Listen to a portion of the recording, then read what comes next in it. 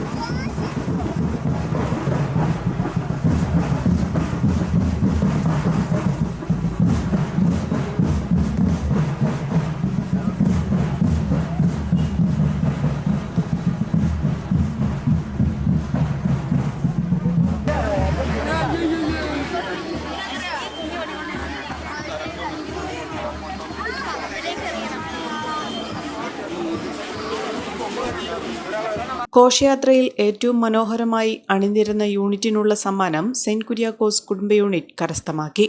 പള്ളിയുടെ 200 വർഷം പൂർത്തിയാക്കുന്നതിന്റെ 1 വർഷക്കാലം നീണ്ടു നിൽക്കുന്ന ആഘോഷ പരിപാടികൾക്ക് 2024 ജനുവരി 1 തുടക്കം കുറിക്കും.